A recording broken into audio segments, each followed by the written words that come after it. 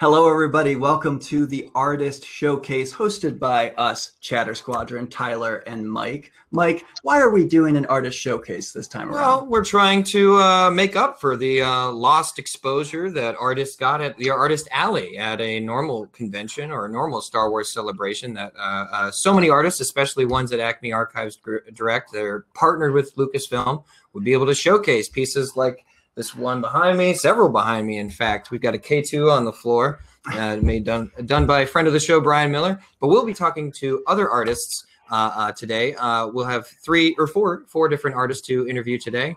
And hopefully everyone cycles into this room here, and we'll get started talking about really how they've been affected by everything, but also, more positive things like where people can see their art, what inspired them, what got everyone started. We're really excited to talk to everyone about this. And if you're on Get Vocal, you might see in the chat there, we are doing this for Make-A-Wish. So donate to Make-A-Wish. You'll see the links coming up, and also you can find the links in our main page for Make-A-Wish. But right now, we have Brent and Kayla Woodside, who have done so much work for Lucasfilm as well as so many other things. Hey, Brent. Hey, Kayla. How are you doing? Good. Hey. Thanks for being on the show, guys. Thanks for taking time out of your day to do this. Yeah, I almost got confused. I thought that was Han Solo for a second. No, come on. Han doesn't have that long of hair. No, he doesn't. Those luscious locks, I think you meant to say. But yeah, so he's got the Wookiee hair. Yeah. But yeah, it has been interesting because what I've been talking about, we're going to be interviewing 3 artists. Well, actually 4 artists, because you guys are a married artist duo. So I have to ask to start off, how often are either of you backseat painting while the other is working? Is there any critiques like maybe put a little bit of shading over there, or how about a happy little tree right there? Do you guys ever do that?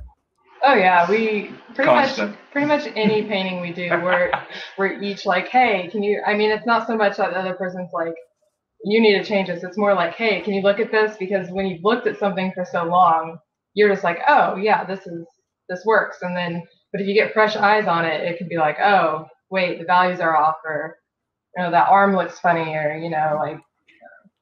Well, I was going to say you would expect a degree of honesty from your spouse. So maybe it's the perfect person to be asking. You're like, well, you better tell me the truth. Yeah. And when I was starting out, Brent was very honest, and we'd just be like, start over. Oh, man. Speaking of spreading the truth, yeah, who is the most honest? Is it Brent out of the 2? I feel like we don't hold back. We're not in it to hurt each other's feelings or anything. It's just try to help each other do the best piece. Yeah, right. We'll end up with some aspect of a painting that's like our favorite part, and then the other one will walk and be like, "That's the worst part of it." And like, start over. So, Kayla, you started back in 2018 or 2008 professionally. What was your first big break when it came to your art? Oh man, starting out, I did a lot of like private commission sort of stuff, and I worked for smaller companies, but I don't remember what year it was. Maybe 2013, 2014. I did my first piece for Acme, and that was it was for an online art show, and that was pretty big for me. I got to do whatever character I want. I did a Princess Leia painting called The Last Princess of Alderaan. Yeah, it was exciting. And then that eventually got me into Celebration Europe, second one. That was kind of a big moment for me. Before that, I did a lot of like stuff for interior, like gaming books and stuff. Now, before we move on to talking about Brent and how you got started, I just want to thank a good friend of the show, Ryan McLean, who helped put this together from Acme Archives Direct. I asked him for some artists, and he sent some great people over, like Brent and Kayla. But Brent, you've been doing this professionally since 1997. You've worked with Disney, LucasArts, Wizards of the Coast, the Tolkien Estates, and so many more. Where did it all start for you? All the way back in 96, 97, I was still in high school, and I just worked for anybody who wanted to hire me. I did like logo designs and photo shoots for bands and stuff like that. My first exposure with Star Wars, I had submitted fan art to Star Wars magazine of Captain Fordo from the original 3-minute Clone Wars cartoons. Yeah. Yep. Yeah. And Mary Franklin contacted me and said, "Hey, Brent, you want to do some trading cards?" And I said, "Well, obviously." And then that led to Mary Franklin being in charge of the Celebration Art Show. And she'd emailed me, so I was like, well, I'm just going to email her back and ask if I can be in her art show. And she said, yeah. So great. Wow. So then how many? Sometimes it's all it takes. Sometimes, yeah. Some people got to know that. You just got to reply to the email sometimes. You got the contact. You got to take advantage sometimes. So how many celebrations have you been to?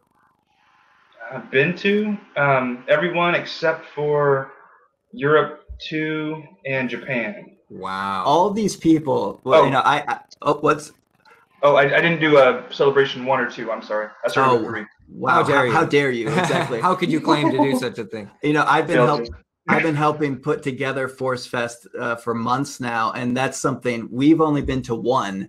And so many people talk about their celebration experiences. Like, yeah, I've been to every one except for these 2 or whatever. And I'm like, I've been to 1. We've been to 1. And we felt, the thing is that when we were there, we fell right into it, and we felt like we had been to multiple, and we're just like, oh, we get the gist. Right. We've been here 10 minutes. We get the gist. Now, something we've noticed while looking at your different art pieces is that both of you share a lot of similar qualities when it comes to those arts. Since you two are a couple, do you constantly learn from each other as the years go on? Yeah, I think so. One of the things I really like is I like the colors, and I like blasting out my lines and painting over them. Whereas Brent really loves the line process, drawing process. So I feel like my drawings have gotten a lot stronger through his critique, and I mean maybe I feel like I helped you on colors maybe. Definitely. You can see when she first started where my art was, if you look at it in that sort of layout, and then you can see where I was like, well, crap, she's way better than me now. I gotta up my game. I haven't caught up or anything, but I had a question about your subject matter. Do you guys notice yourself having a trend of preferring a certain subject matter earlier in your career, and then now you kind of evolved into something else, perhaps? Have you seen any changes like that, or have you kept a similar type of, I don't know, subject matter? Let me go ahead. I've always loved doing characters, and that's kind of been since the beginning. Doing whether it's creatures or people, faces, and that really interests me. And that's been kind of since the beginning for me. Whereas I've never been able to escape my roots of willing to do any art job. So my very first project was it was an art competition in a class, and it was whoever won got to do the logo for the company, and it was Pelican Construction or something. So I drew this pelican with these tools coming out of its beak. And so that's if I'm great. not doing a job, I'll do whatever art. So subject matter. I've done concept art. I've done more character-based stuff. I've done toy design, miniature design, just whatever. However thick the wallet is. Yeah. What popped into my mind when you said the pelican thing, I thought of Flintstones with mixing concrete and a pelican's beak. For sure. Yeah. So Forcefest is kind of a celebration substitute for 2020 since it's ruined everything. But going back to last year's celebration, Kayla, you did a piece called I Know that is just super striking. And you did it for last year's celebration. What was the inspiration for that art? I really love you have all these the 3 different trilogies. And the progression of the characters. And I find that really interesting. We listen to audiobooks while we paint, and I love stories that kind of go over a long period of time. So I just thought it'd be really interesting to show the progression of characters and how we change over time. and try to get that emotion. Like I said, I really love doing portraits, so the idea of doing it kind of like a playing card, I just really liked that concept. The playing card really struck me as like just a really emotional way to tie in the two things. And yeah, I do love that they in the movies kind of mirrored their relationship from the earlier trilogy, and I loved it. And now, Brent, I'm sorry, I'm fighting with my mouse right now, trying to move my computer around. But you did a piece back in 2017 for Celebration Orlando called Contrition, with Vader in front and center, the Death Star behind him. What went into developing that piece? Well, I knew I wanted to do Vader, and I'd done a bunch of different Vader compositions. I wanted to have the Death Star on the horizon.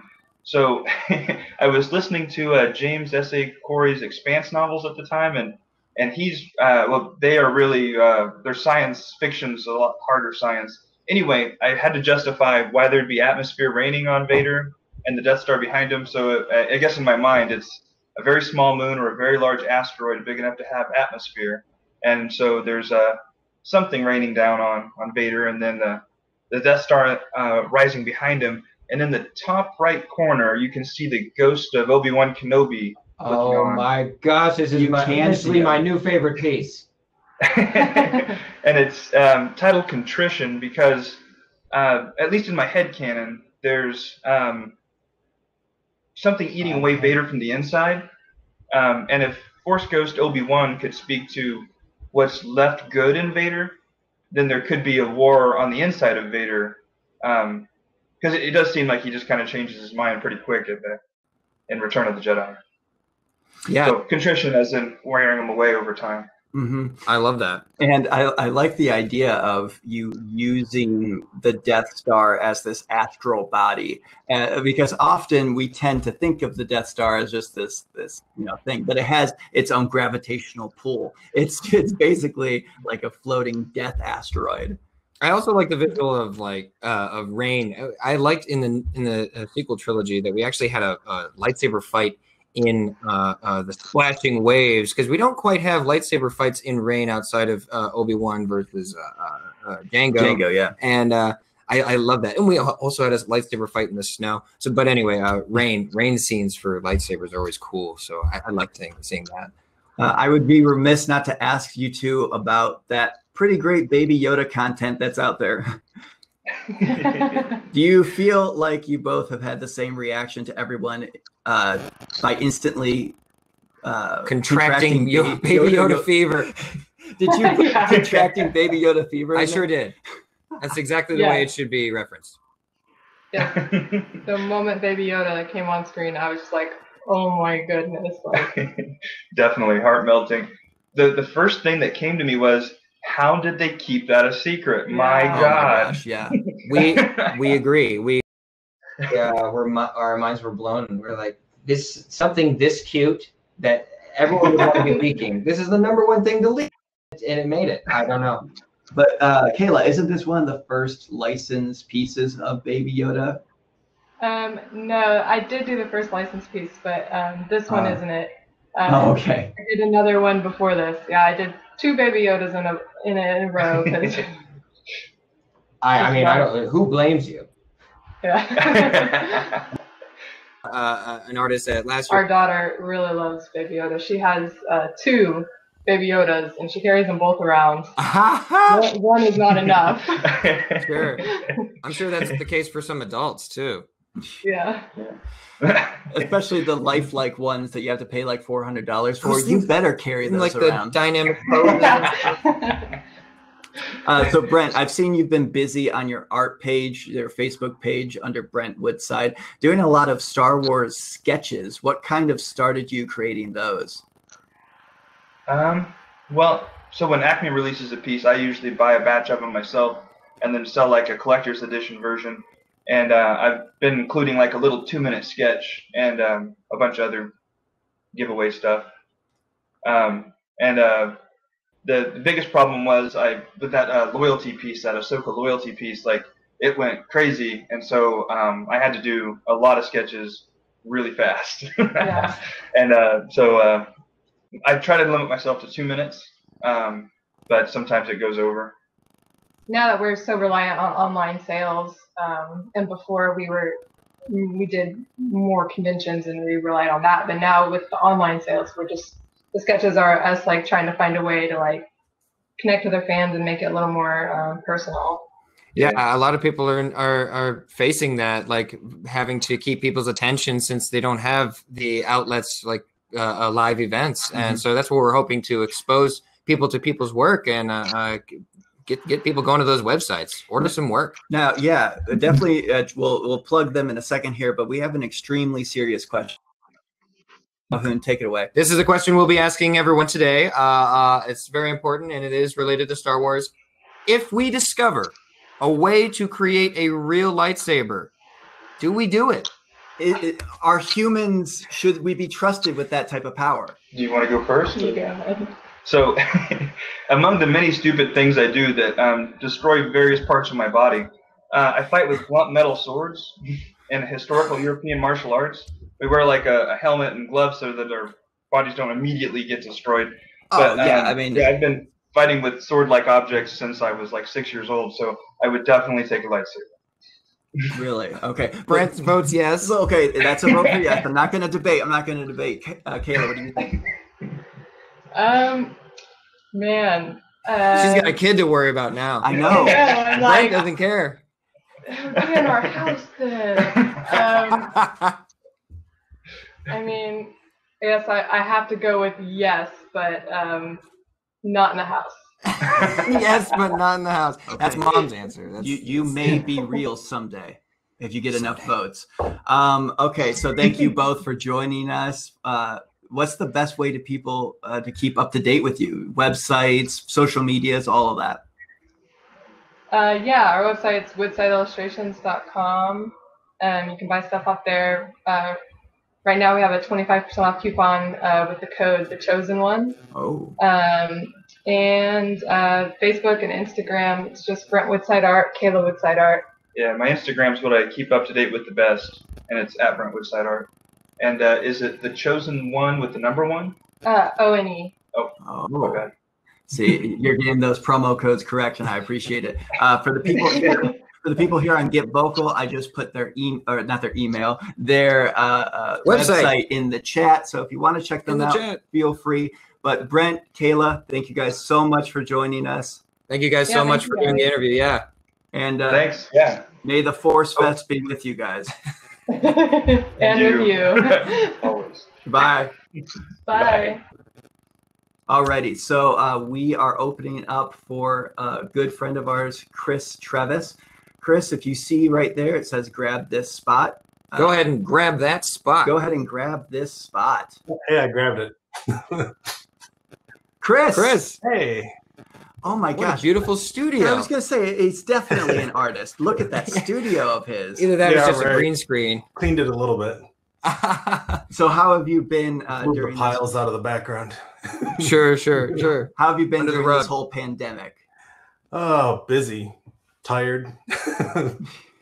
Been kind of working the night shift this whole pandemic. A lot of people Guys, that are working from home feel that way. Yeah. It's almost like nothing really changed tempo wise. Well, time kind of stood still for a lot of people. And Yeah. remains. All And right. I've been working from home anyway, but yeah, Sure, it's a lot sure. different with 3 kids home too at the same time. Oh my gosh, yeah. So it's hard to get work done during the day. But Okay, so Chris, you've done so much when it comes to Star Wars, from doing cover art, illustrations, line art, writing, and so much more. What was your first break when it came to getting into Star Wars? Did you pursue a connection to Lucasfilm, or did that come as a welcome surprise? well, I wanted to do like Star Wars art. I was idolizing, guys like Drew Struzan and Dave Dorman, Ralph McQuarrie. Yeah. Right. I was looking at their work when I was in college and before that. I actually wrote a paper on them once in college too about Star Wars art and like how I wanted to do it. And I guess in between like junior and senior year, I was at College for Creative Studies in Detroit. There was a convention in Chicago, and Mark Hamill was going to be there. And so I went down. I wanted to go as a fan. I wanted to go down there, but I brought my portfolio too. And the group from West End Games was there. Oh wow! So that was kind of my big thing to like get in front of somebody. And I was like, hey, you know, I'd love to work for you guys and stuff, and showed them my work. And you know, a few months later, I got my first job from them. Wow! So that was pretty cool. So then, how did West End Games fall? That was Lucasfilm, I'm guessing, for what the like. I can't think of what those name of those games were. Yeah, this is like the old school, like original role playing game. Yes. Oh, we talked about those for the the Inquisitor episode. Oh, why can't I recall the Yeah. name? But yeah, okay. So then that led you to doing much more when it came to Star Wars, when you already had that in. Yeah, because like once I started on that, they had always had projects going. I'd be working on like interior illustrations for a book. Worked my way up to a few book covers for them, and then it was just kind of hustling, like contacting other companies. Like I contacted Star Wars Insider. I'm like, hey, you know, here's what I do. I'd love to do some work for you guys. And at the time, they didn't do a whole lot of art in the Insider, but they're like, hey, we got this up and coming project, though. I think you'd be perfect for it. And it was a Star Wars Kids magazine.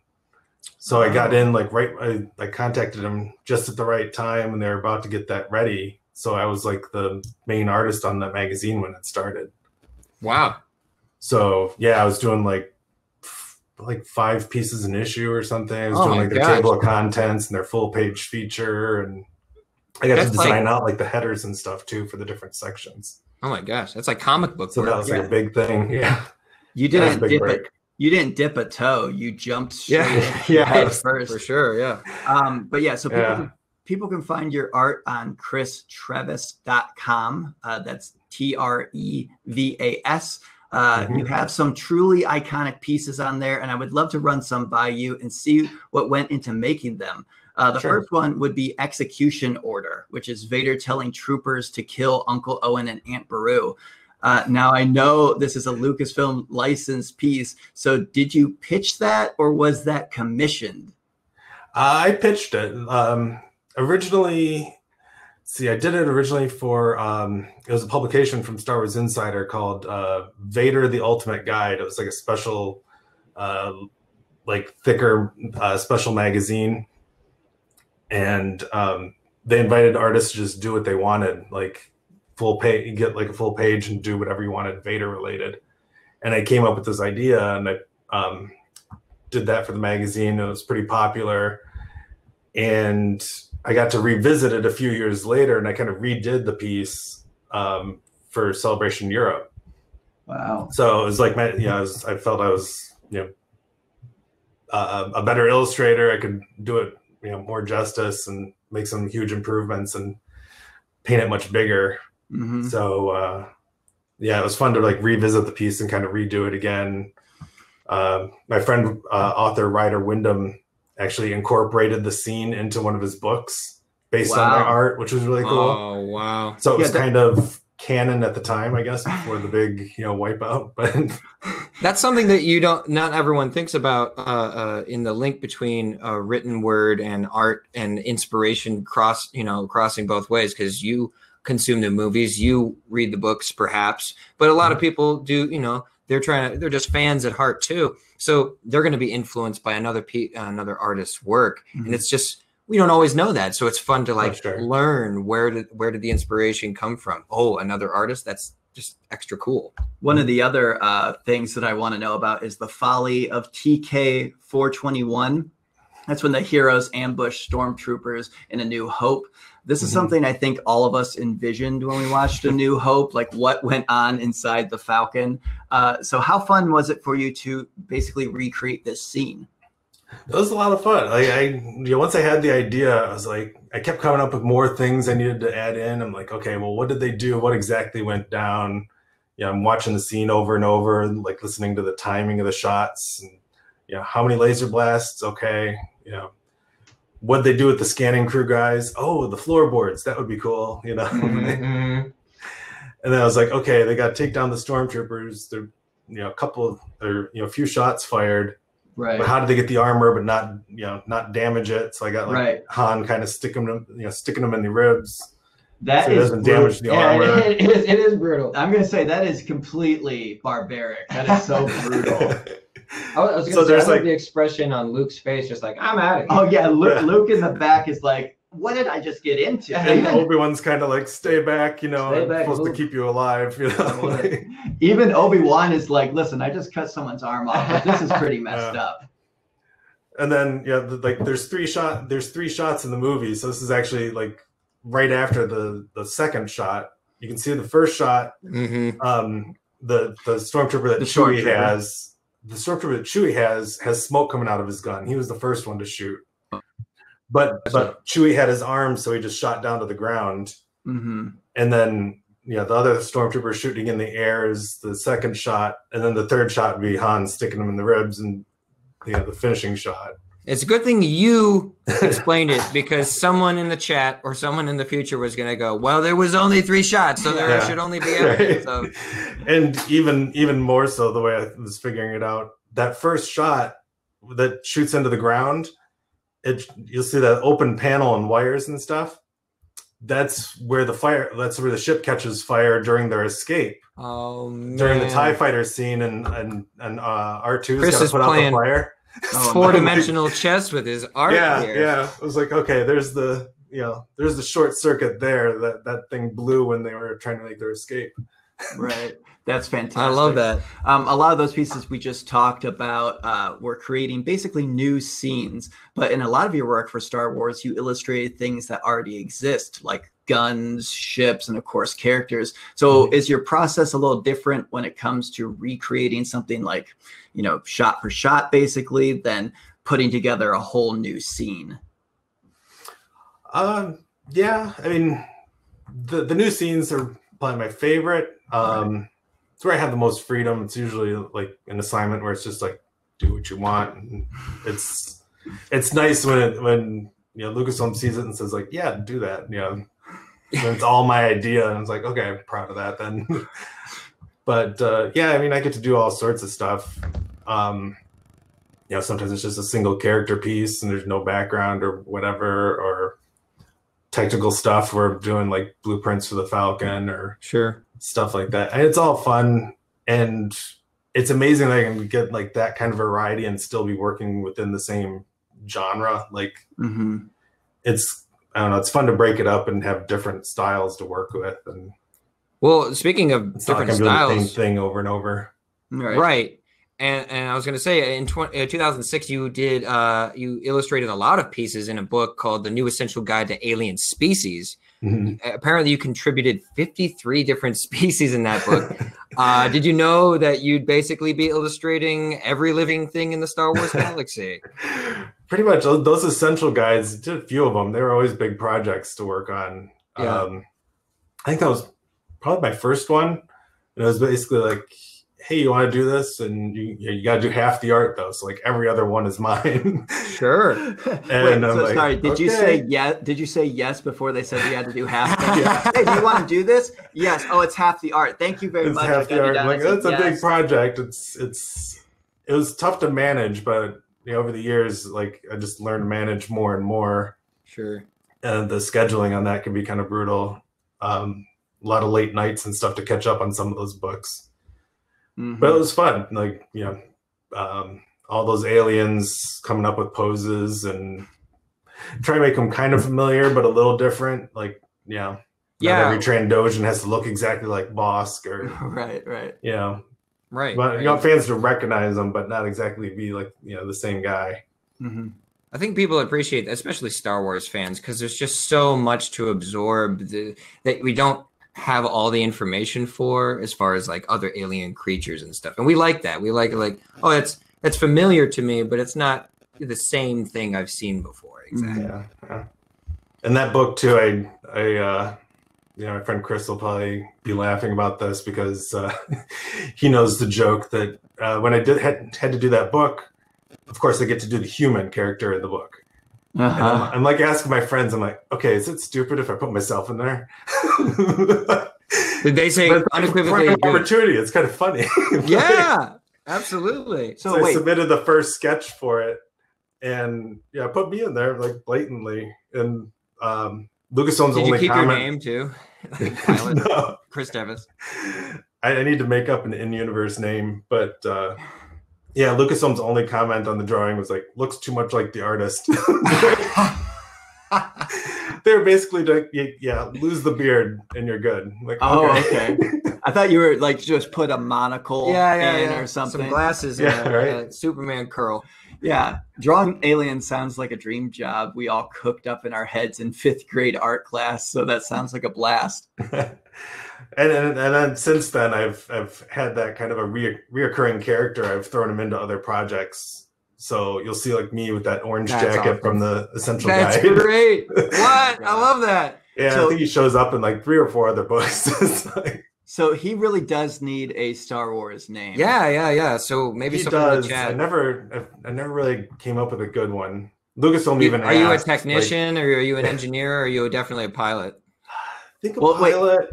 Well, sorry, you have an orange vest, much like Matt, the radar technician that There you Kylo go. Ren was. You might be a radar technician. I think you're a radar technician. What about? I see. I'm trying to think of a Star Warsy name for you. I think Trevas is. I was gonna say Trevas. Just put a apostrophe in There you go. or mix both of your names and Star Wars IS at the end. Yeah, right. Trevas. So I hope to see Trevas in more of your work and have a name tag for him. yeah. Which okay, so you also did Jedi versus Sith: The Essential Guide to the Force, where Wow. you contributed about 60 different illustrations. Do you have a piece that stands out as a favorite from that book? Because I was looking at a lot of them, and I was like, the funeral of Mara Jade. Like, there's so many massive things that you did, but when it comes to that one, did you have any particular favorites that you can think of? Yeah, there's a lot of them in that book. Sure. I don't know. I Bring up a like couple a lot of like some of the classic movie stuff, like Obi-Wan's Force Ghost, like appearing to Luke, Mhm. and like the Leia torture scene from the Death Star. Sure. It was fun though. There's a whole bunch of stuff for that one, like Mhm. Yaddle, like just random. Oh my like, gosh, Yaddle. just random pieces that were just fun. Sure. Yaddle is one of those characters that it's just like there was another Yoda species. Like what you sometimes forget, Yeah. and how big Baby Yoda is. Like we talked about before, it's just kind of a background character. Yaddle, this other Yoda. I also love Yeah. that Yaddle is just code. Like if you drop Yaddle in a crowd, like a few heads will turn because you're like, these people are Star Wars nerds. You're Like when Mandalorian hit, and everybody's like, "Oh, it was, this baby Yoda and Yaddle's secret love child." And oh man, I know. I do remember those. I don't rumors. want to visualize that right now. No, No. reach for that territory. But what you helped us visualize was a certain point of view. What was your, thoughts on working on a certain point of view? that was just a fun little project to be able to do little chapter icons and the title page on those books. Just wrapped up like the Empire one a few weeks ago. Actually, the last bit, like probably like just a week or two ago. It was pretty recent. They had a couple last minute additions, but What's the inside scoop on those last minute additions? I think they were just like little art changes. I don't think it was actually story changes. They had something else in place, and they're like, "Oh, let's change it up." Like, Wait, are you telling us that Vader isn't Luke's father? Oh my god! Are they going to reveal something really big? Or are you just telling us that too many of the characters look like you? right. There's like, why does Leia have a beard? It fell off of the other character. But I think Yeah. Or what happened? a certain point of view, it's a lot of the silhouette type things, correct? Yeah. And that's something we talk And about. like the ink work on the first, like the title page. Yeah, Like, yeah. you do a lot of like kind of that pen and ink kind of looking style. Mm. So it's a fun change too. And that's something we talk about on the show a lot is the silhouettes. How Star Wars has iconic silhouettes, especially you got Darth Vader, Boba Fett over here. But that's something that you kind of made about with all of the art is what do these characters look like in silhouette? And so you got to do some iconic ones and some new ones. Like I think wasn't Bump just a stormtrooper helmet because he hit his head. So there's a lot of cool things that you were able to do. Was it did they give you notes like, hey, make Bump the stormtrooper's head, or were you just hear what they're about and then say, I'll do this? They have notes for most of them. There's a few like kind of, whatever you think, come up with some ideas, and some of some of them are easy. It's just like a ship outline or something. And Lucas was always big on like the ships and things had to read right away and like see the silhouette and know what you're looking at right away. But yeah, some of the harder stuff when you're trying to figure out, okay, like, we're in the cantina, like, okay, what am I gonna do for him? How's this gonna be easily recognizable? Like this small in the book. Right. Woo her. That old scoundrel. Yeah, right. And some of them, like Leia, you can get away with a silhouette, like profile, but like other characters might not be so recognizable right away that way. The thing I love about Woo Her is that he's so clearly a human, but he sounds like he should be an alien. Like, why does your voice sound like that, Woo Her? Maybe he is an alien, and the only difference is their voices. You never know. Don't be insensitive. No. I'm so sorry. True. Something you mentioned, and I don't know if you were just saying Lucas in terms of Lucasfilm, but have you ever dealt with George Lucas? I have not really. I mean, I met him once, kind of just like this is the premiere of episode 1, and just got to shake his hand real quick, and I was like, hey, big fan, obviously. Like, and I was like, "Can I get a picture?" And I got a picture. It didn't come out that great. It was back film camera days, but sure. Yeah, I was like the first person to get their camera confiscated at the episode 1 premiere. But you're like, compliment your beard. Yeah, right. He's like, I think I had a goatee or whatever at the time. So did he, probably. Yeah. Yeah, it was the 90s. He's like, at least it wasn't that period where he was fully shaven. No, the dark times. We don't talk about that. Yeah. He was like, Chris, maybe you should move into a full beard. Right. It accentuates our features, I think. Also, why do all of your pieces look a lot like you? Right. It's the only critique. So again, a very serious question, Chris. I don't know if you'll be able to answer this, but Mike, take it away. Be prepared. We're asking everyone this. If we are able to create a real functioning lightsaber, do we do it? Do we trust humans with that type of power?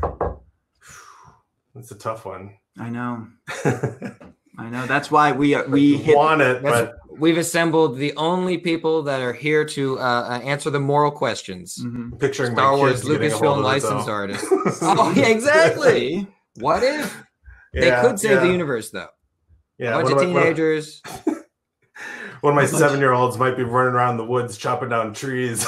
Like, I think that's what would happen. Okay, so is that a no? We shouldn't have real lightsabers then. Oh man, that has some sort of rules, I guess, but I want one. Okay. That's always so hang it up real high. With some caveats. Kids. Yeah, there it is. Gotta have your lightsaber safe. Yeah. yeah, exactly. You got a special code. Yeah.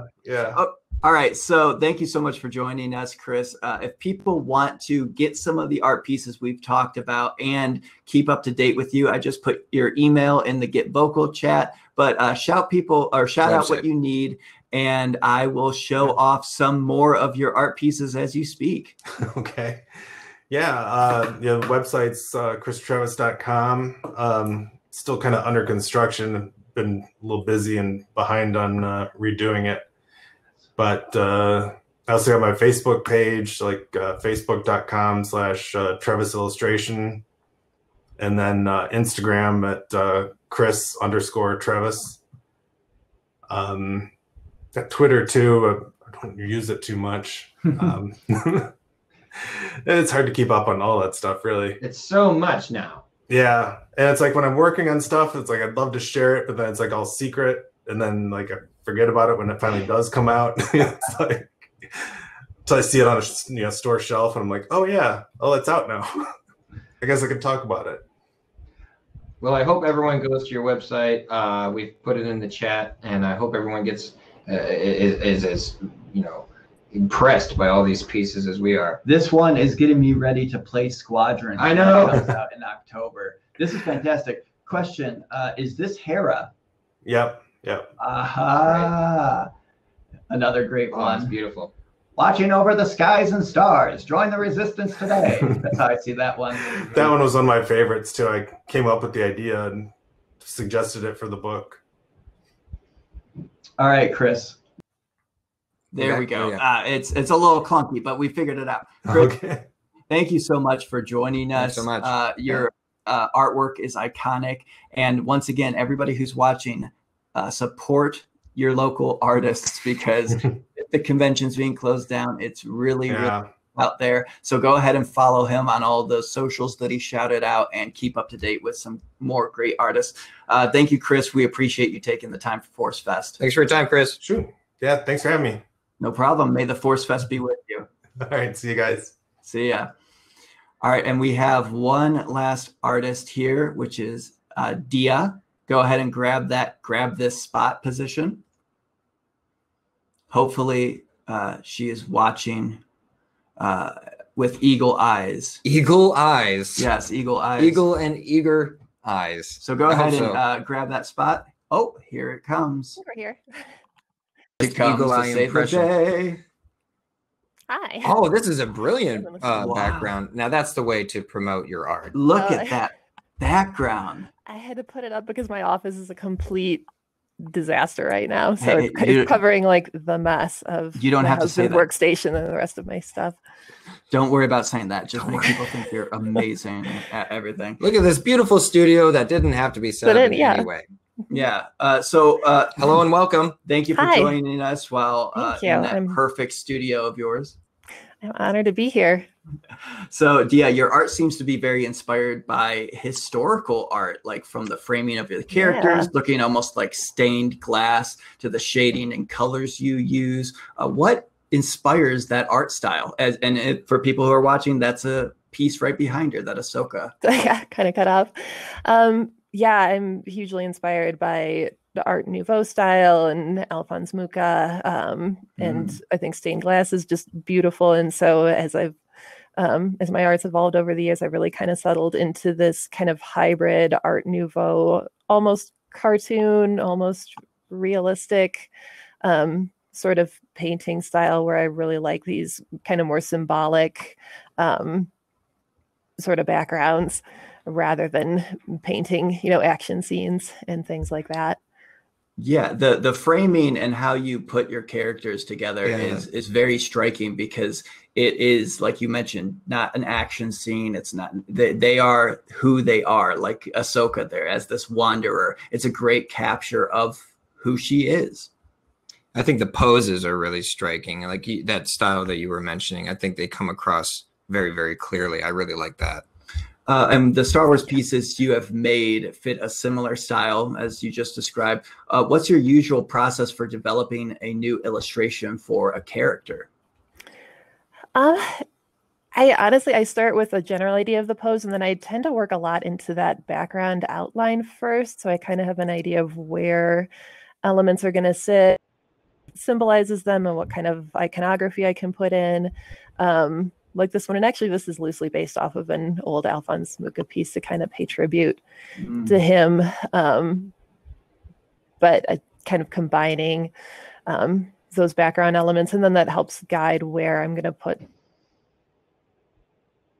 and where those symbols are going to fall, what's going to be covered, what's going to be visible. So I tend to end up drawing that whole background outline first, and then getting the characters into that frame.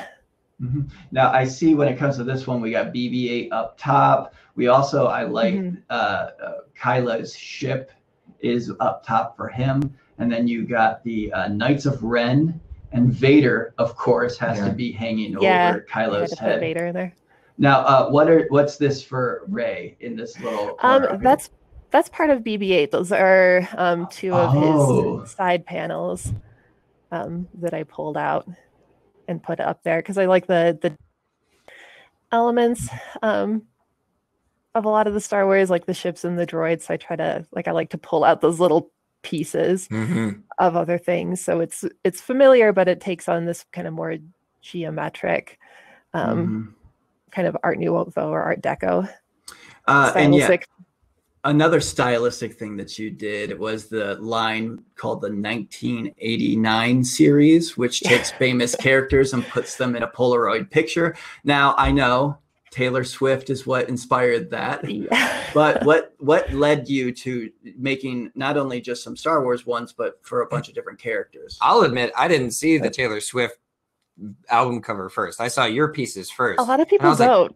Like, oh, yeah, that's good. That's good so there you go. Maybe she ripped off you. No one will ever know. She honestly was first. The first one of those I did was for actually I guess sort of a contest. It was for a website that was looking for kind of parody art of album covers, and I did that Sailor Moon first.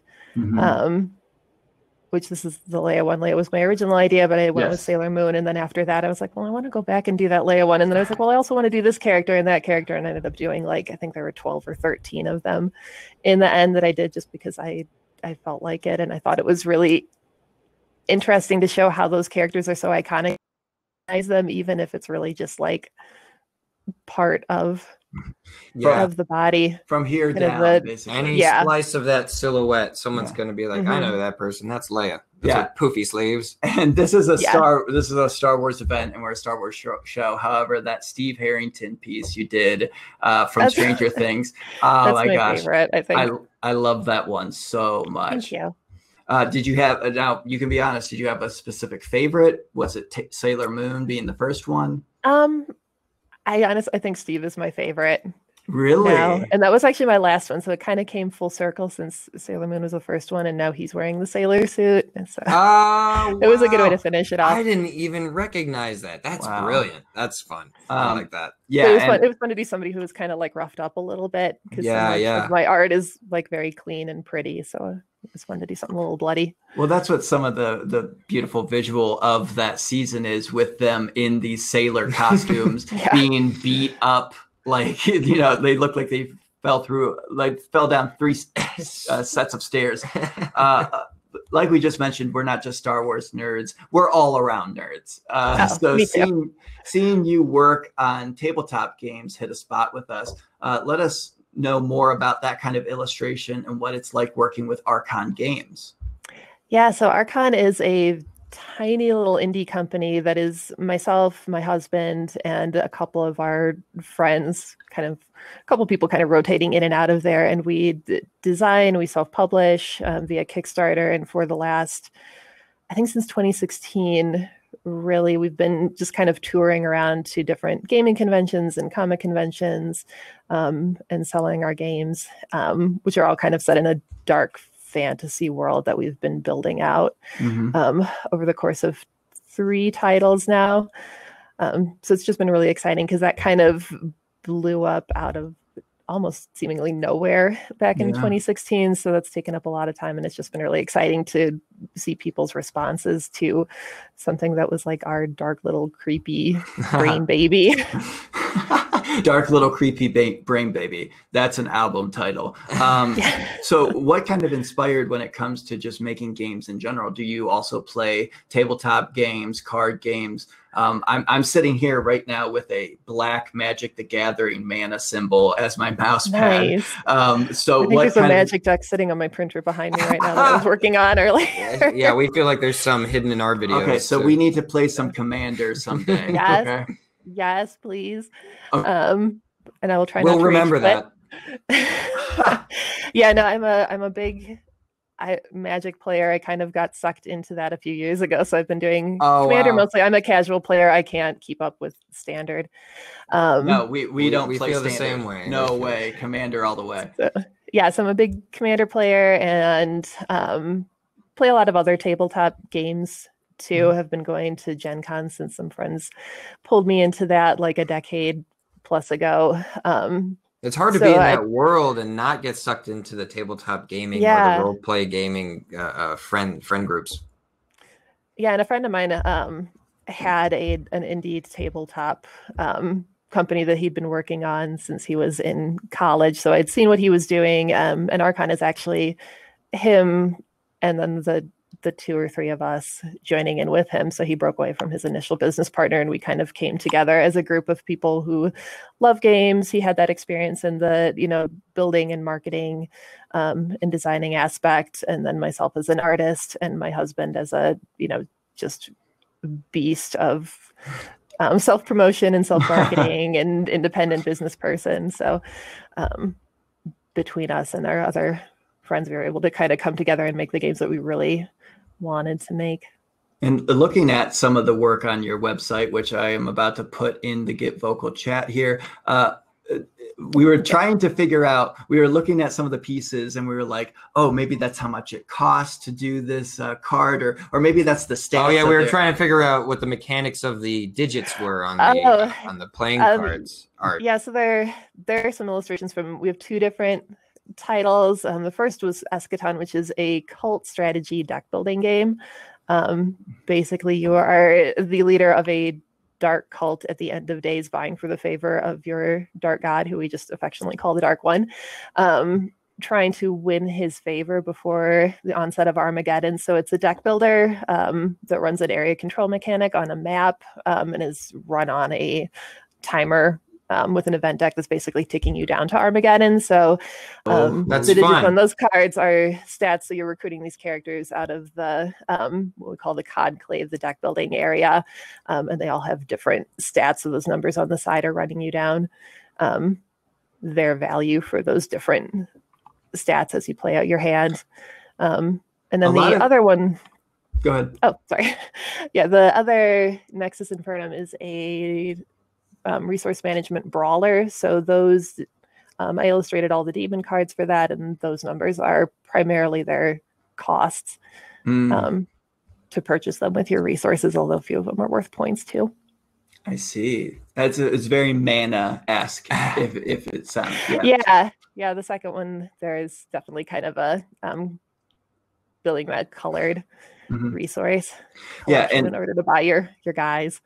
What I was going to mention is your art is very framed beautifully, almost like a card. So having you do the art for some of these playing cards is just, I think it's a perfect fit. Thank you. Yeah. That's how I felt too. Oh, sorry. That was really fun. No, that's been really cool. And it's been nice to create my own characters. That's what I was. I mean, although it's not one of your own characters, the Ahsoka piece is so. I love her pose. I can already imagine it as a stained glass. But I immediately said to him, because this is the first one I saw of yours, was, "Oh, this looks like it could be like a tarot card or a playing card or something like that." Yeah. And then I saw the rest, and I was like, "Okay, I get it. Yeah, I have a thing that I do. Yeah, and that is my first and only celebration piece so far. So it's really, really special to me that people have responded so positively to her. And I love Ahsoka. Great. I think obviously. We all do. Yeah. Speaking of Lucasfilm and Star Wars, is there a direction you hope Lucasfilm goes in regards to the movies? Something you've seen that you wish to recreate yourself, or perhaps you can give us a little bit of a scoop of Star Wars content you may be working on right now? Let's see. I am working on stuff. It's kind of hard to, talk about that because I can't say too much about things until they're, approved and out in the world. Don't worry, nobody's watching. I love Ahsoka, so I want to do more illustrations with her. And I love character dynamics in general. So I would love to do more character-based arts. I love Thrawn, so hopefully I will get to work on something involving him in that universe. I'd love to see more of the Rebels characters going forward. That's a great name in the drop. TV canon. Yeah. I am an old school expanded universe dork. So Yeah. like, yeah, That's great. we can talk about Thrawn all day. I like the terminology of dork. Yeah, we yeah, often yeah. hear nerd, we hear geek. Dork is not usually Yeah, one I of them. think Bringing it dork. back. Let's bring back dork. Yeah. Okay, and speaking of bringing things in, I'm going to screen share and show off some more of your art, and I'd love you to tell us. Oh, there it goes. Each piece, if you would go a little bit more in depth. So we already looked at this one, which is like that beautiful. Yeah. It's almost this yin and yang. And then we have this little one here. That's great. With Baby Yoda, who's loving the trap. Yeah, this is just pure fan art love. I am definitely on the Baby Yoda train. I haven't done as much Baby Yoda, the child art, I know as some people have, but whenever I get a chance to draw him, Yoda is one of my favorite characters to draw for some reason. Like, he's so I don't know if goofy, it's the ears or I the know wrinkles, but I like the textures in there. The texture. The texture. Jabba. The question Like here. like Jabba. Yeah, Jabba. Oh, I want to feel his texture. The question here is this what you want to see in Mandalorian 2? I'm down for it. I'm still like conservatively being excited because I try not to read too many, rumor mill Sure. websites and things about Star Wars anything until I hear something official from Lucasfilm or we get that trailer. A fan from our own point of view. Yeah, we say that on the podcast all the time where we're like, yeah, this is happening. And it seems everyone's saying it's confirmed, but I haven't seen StarWars.com say it yet. Exactly. I mean, we had all those rumors about Matt Smith being in episode 9 and then we got out of the movie. I was like, oh my gosh, I forgot he wasn't that there. was a like, thing. where was he? Oh, you mean those confirmed news pieces that is confirmed? That he was actually Snoke or whatever. Right. All right, here's another one. If you're talking about being a Legends dork, tell us about these two people right here. For some of the people who might not know who they are. Yeah, so let me learn you something big. This is Jaina and Jason Solo, who were Han and Leia's twin children in the old expanded universe canon. And these are books that I grew up on, so I was hardcore into those characters and all of their associated friends and fellow Jedi, etc. So as I got kind of back into art like several years ago, one of my first things I want to do was like, oh, I want to draw these characters because I love them. And I just want to have these pieces. So I originally drew these two like 8 or 9 years ago. And then like 3 or 4 years back, I decided I'm going to go back and redraw those same illustrations. They're all based on old Art Nouveau pieces. So these are actually redraws just to show myself that I could do them better, I guess. And these are two of my favorite characters. And I think now that we have this whole new canon, you can just kind of see parallels with those characters and the new canon, like Jason on the right there, did end up turning to the dark side, kind of a la Kylo Ren. Unfortunately, spoilers, he was not able to be redeemed and he dies. And Jaina on the left is kind of this, really Spitfire character. She has this little bit of anger in her, which I kind of see that mirrored in Rey. So I think it's fun to see where Star Wars came from and how they brought some of those same, ideas into the new canon with Disney. I can so easily see that like a page that was found in an ancient Jedi tome that was ripped out or something and then put back in. The legend of those two. Like dusting off. Yeah. Who are these people? Now we saw a lot of lightsabers in your art there, so Mike Calhoun, can you ask a very serious here it comes. All right. If we are able to make a real lightsaber, a real one. Yes, where's mine? Mine's on the desk behind me somewhere. I abhor violence, but I probably would have to say yes, because I want one. I don't have children to worry about, so like that's somebody else. So you swinging around your studio all day. Yeah. Who cares if it gets and messy? I live out kind of in a small town, Nowheresville, so I will just be out in my yard swinging that around. Yep. We have all been there. Thank you so much for joining us for this artist showcase. Me. Of course. What are some of the best ways that people can find you and your art? All of my social media is under Diha Artwork, which is a DBA I was using for a long time. So Diha_artwork is my handle on Instagram and Twitter. And I believe Facebook too. If you search for Diha Artwork, you will find me. I definitely keep up with Instagram the best. And then my website is diha-artwork.com if you just kind of want to see a condensed gallery of things I have done. Perfect. Well, thank you so much for joining us. And thank you for everybody who's watching, joining us for this artist showcase. We appreciate it. Once again, make sure to find all these artists, give them support, and support any artist that you enjoy, especially during this time of strife, to be honest. So thank you, Diha. Thank you. I can't wait to beat you in a Magic game. Yeah, we have to do that. And thank you. Okay, for sure. Thank you to everybody once again, and may the Forcefest be with all of us. Yeah, thank you. May the Force be with you.